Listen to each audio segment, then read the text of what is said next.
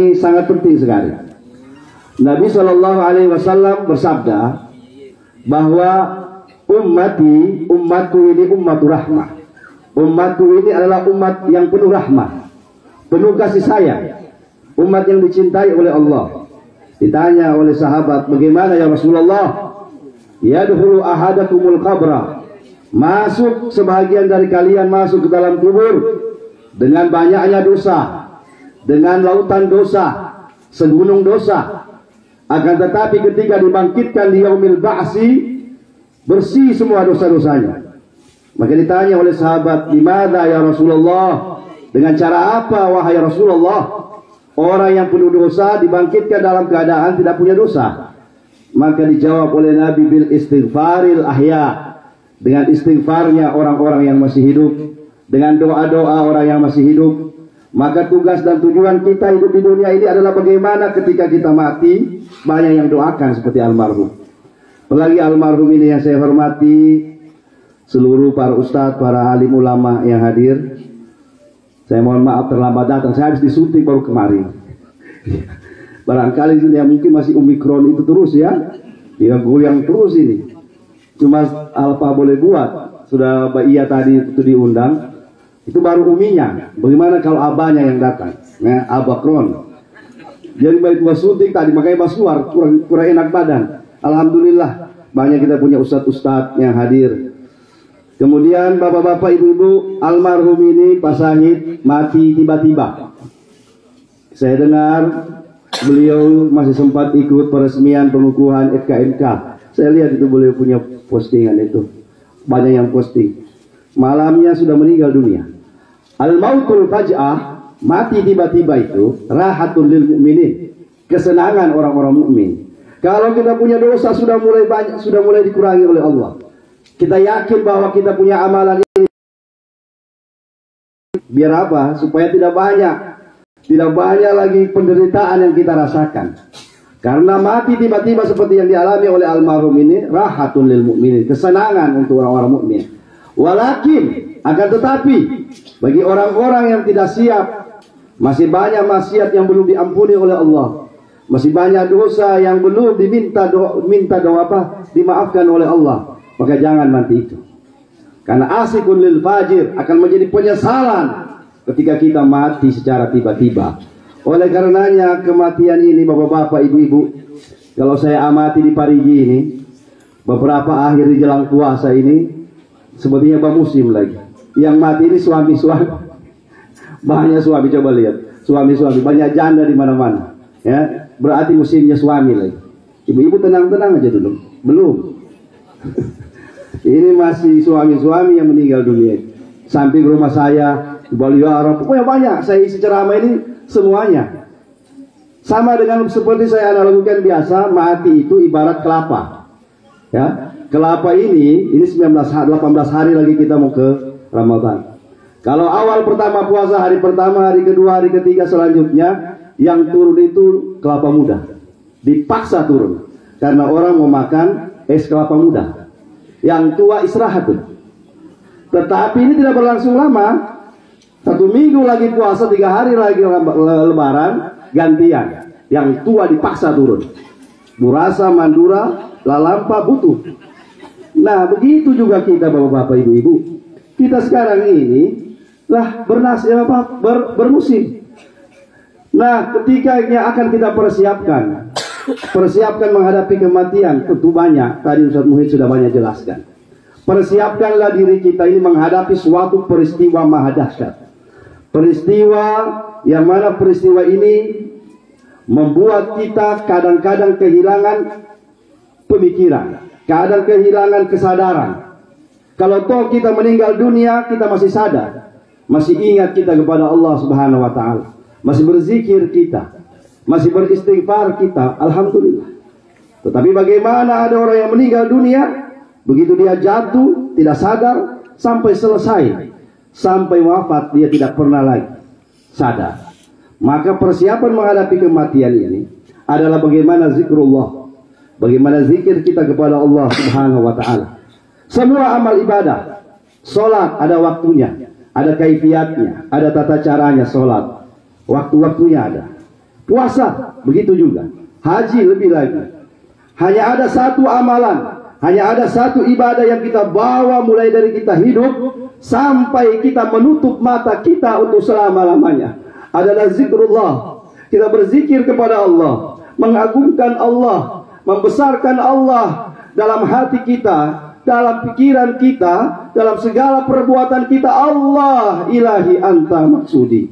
Allah Tuhanku, engkau yang aku maksud. Waridhaka matlubi. Maka coba lihat dalam Al-Quran. Kita disuruh inna sholata, ya, aqimis sholah wa atuz zakat, dirikan sholat, tunaikan zakat. Tetapi Allah tidak minta banyak. Hanya ada satu amalan dalam Al-Quran. Apa itu? Fazkurullaha dzikran katsira. Berzikirlah Allah kepada Allah dengan zikir yang banyak. Wasabbihuhu bukratan wa asila. Bertasbihlah kepada Allah setiap pagi dan petang. Amalan zikir ini andalan kita, Bapak-bapak Ibu. Maka di mana-mana ada majelis zikir, di mana-mana kita laksanakan zikir, ada zikir pagi petang kita baca. Selain itu kita melindungi diri kita daripada mati sia-sia. Maka zikir ini penting, Bapak-bapak Ibu. Ya, zikir itu apa? Zikir itu adalah, kalau kita mau bicara tentang zikir, insya Allah nanti sebentar barangkali. Zikir itu adalah segala sesuatu yang keluar dari mulut kita dalam rangka mengesahkan Allah, dalam upaya mentasbihkan Allah, mengkuduskan Allah Subhanahu wa taala dengan lisan kita. Maka mulut pun perlu bertasbih. Mulut ini perlu diajar bertasbih, Bapak-bapak Ibu. Mulut ini harus diajar berzikir supaya mulut kita ini refleks. Gampang saja itu. Kalau melihat orang ini ahli zikir apa tidak, coba kasih kaget dia. Kalau dia kaget, astagfirullahaladzim, la ilaha illallah, berarti orang ahli zikir ini. Tapi kaget, bengga. Cuma bengga yang dia sebut, bengga, apalagi tai ini dan sebagainya, berarti tidak pernah berzikir. Ya, sekarang ini kan begitu, bengga bulan, biar kerbau putih dibilang, la haula wala quwata illa billah. Nah sekarang, berzikirlah kalian dengan mulut kita, kemudian pikiran kita juga berzikir kepada Allah Subhanahu wa taala. Saya sering contohkan, Pak, pentingnya pikir ini, pentingnya pikiran kita ini. Ada satu teori saya bawa waktu di Al-Herati. Ada teori namanya teori jeruk nipis. Tahu jeruk nipis? Lemon, apalagi lemon cuy. Ya itu. Itu kalau dicerita lemon cuy, padahal belum makan kita. Coba saya cerita kamu, saya belah itu lemon cuy, punya masih muda-muda. Kita yang badengar saja itu sudah tak taruh di otak kita, asam sekali itu. Padahal belum kita rasa. Nah, poi kurang betul. Padahal kita belum lihat, cuma dicerita. Sama dengan kita umat Islam sekarang ini, kita ini kebanyakan jeruk nipis. Kelebihan makan lemon umat Islam. Baru dicerita saja Omikron yang terbayang sama kita ini, aduh, mau corona lagi. Mau begini kejadiannya ini. Minyak goreng pasti habis lagi. Ya. Nah, pikiran ini penting dikendalikan Bapak-bapak Ibu. Pikiran kita ini ulil albab, alladzina yadhkuruna Allaha qiyaman wa qu'udan wa ala. Orang-orang yang berzikir kepada Allah dalam keadaan duduk, dalam keadaan berbaring, dalam keadaan berjalan. Mereka itulah yang disebut ulul albab. Orang-orang yang memikirkan keesaan Allah. Mereka punya pikiran, mereka gunakan untuk memikirkan kebesaran Allah. Memuji Allah Subhanahu wa taala, dipuji oleh Allah Subhanahu wa taala. Maka pikiran kita pun harus begitu.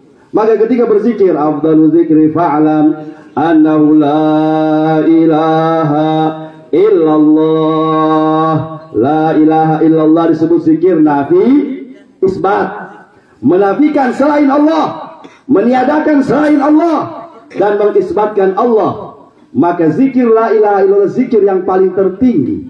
Afdalu dzikri fa'lam annahu la ilaha illallah.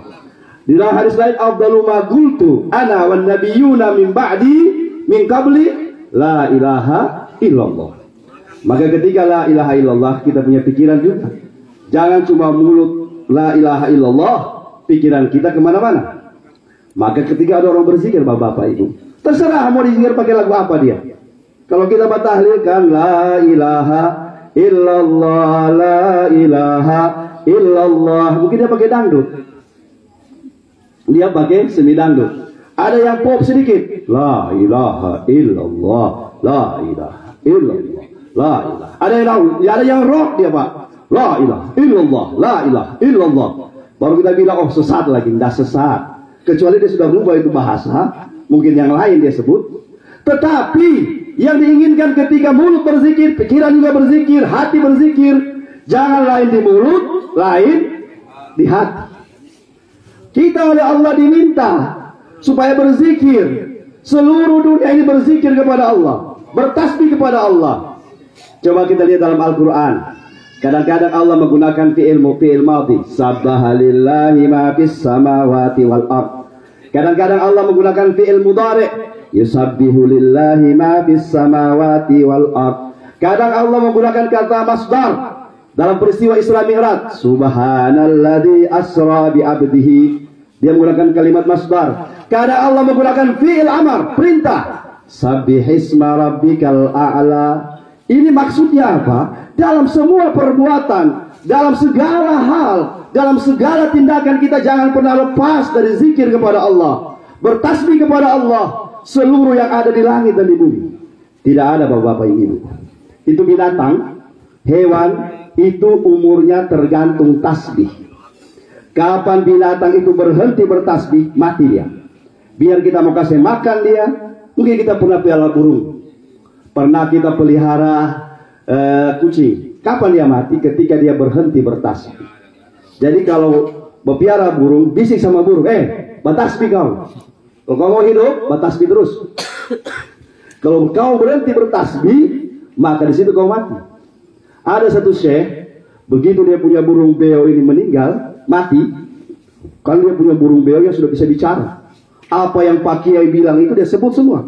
Pak Kiai berzikir, berzikir juga dia. Pak Kiai bertasbih, bertasbih juga dia. Tiba-tiba terbuka dia punya pintu, keluar dia digigit oleh kucing.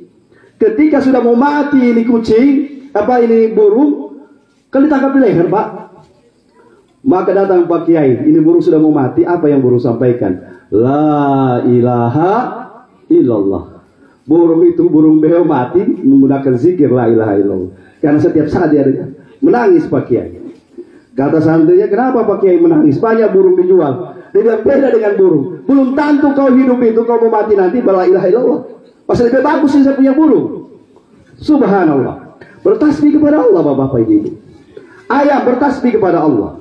Coba lihat mulutnya, apalagi kalau ayam yang sedang mengeramit. Apa ya? Begini Pak. Allah, Allah, Allah, Allah. Bertasbih.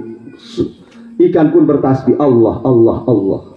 Tetapi sayangnya ayam, dia bertasbih dengan mulutnya, pikirannya tidak jalan. Akhirnya habis dia Allah, Allah, Allah, dia turun, dia hambur orang punya belanga. Dia hambur orang punya, sama dengan kita, rajin berzikir, rajin sholat, tapi masih suka fitnah, masih suka gibah, masih suka cerita orang. Ayam ente, ya lebih bagus ayam, karena ayam pun begitu, ayam bertasbih juga, ayam berzikir juga, tetapi pikirannya tidak jalan, bapak ibu. Oleh karenanya mudah-mudahanlah ketika akhir kehidupan kita, Allah menuntun kita ke jalan yang diridhai Allah. Ya ayyatuhan nafsul mutmainnah. Wahai jiwa, an-nafs diartikan oleh para ahli tafsir jiwa.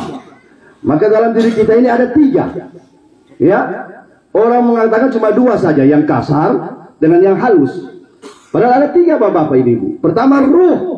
Yas'alunaka 'anir ruh. Qulir ruhu min amri rabbi wa ma utitum minal ilmi illa qalila. Ruh, ruh zat yang suci. Ruh tidak berdosa. Ruh menuntun kita kepada kebaikan. Ruh akan kembali ke sisi Allah yang maha suci.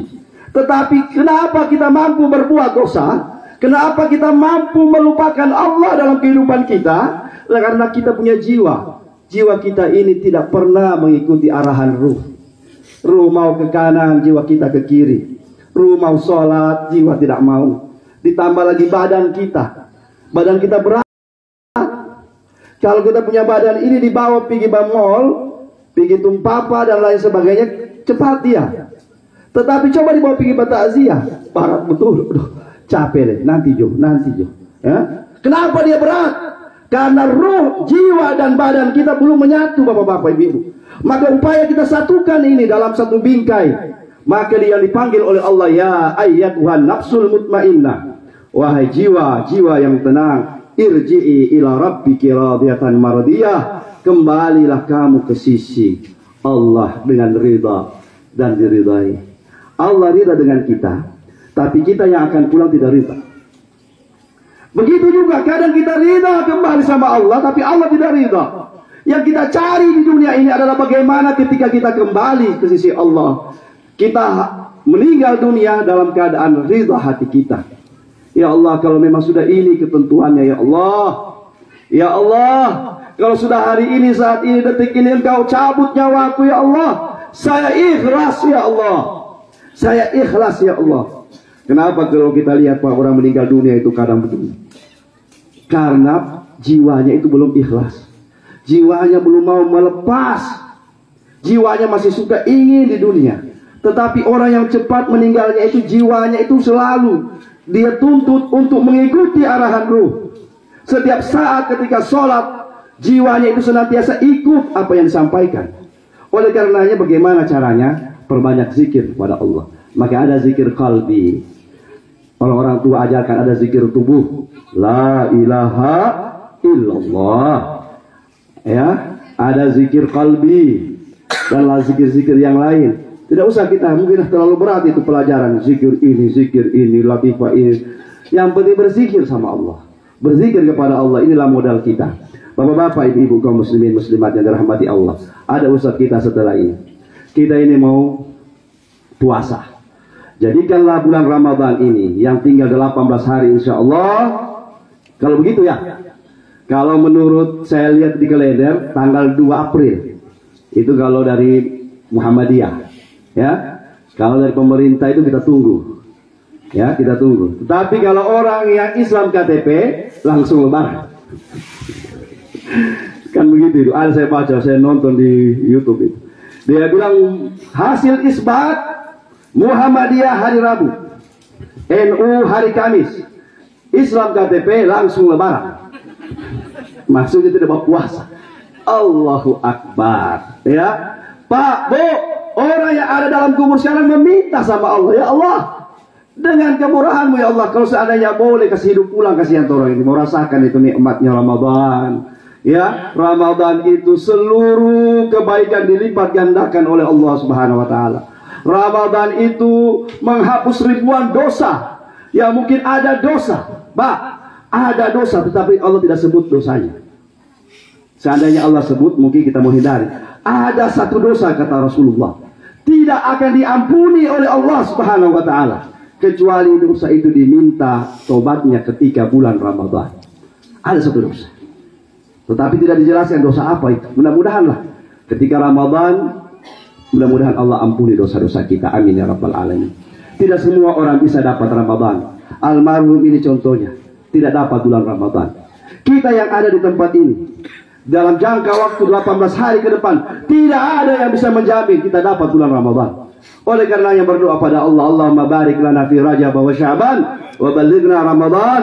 Sampaikan umur kami di bulan Ramadan dalam keadaan sehat walafiat. Amin ya rabbal alamin. Semoga kita berdoa pada Allah, semoga Ibu Ramlah, istri daripada almarhum, juga saya guru di Al-Herat beliau, ya, mudah-mudahanlah oleh Allah Subhanahu wa taala dengan meninggalnya almarhum suami ini semakin ikhlas, semakin tabah, utamanya dalam mendidik anak-anak. Insya Allah kepergian almarhum yang tiba-tiba ini mudah-mudahan menjadi kesenangan buat dia.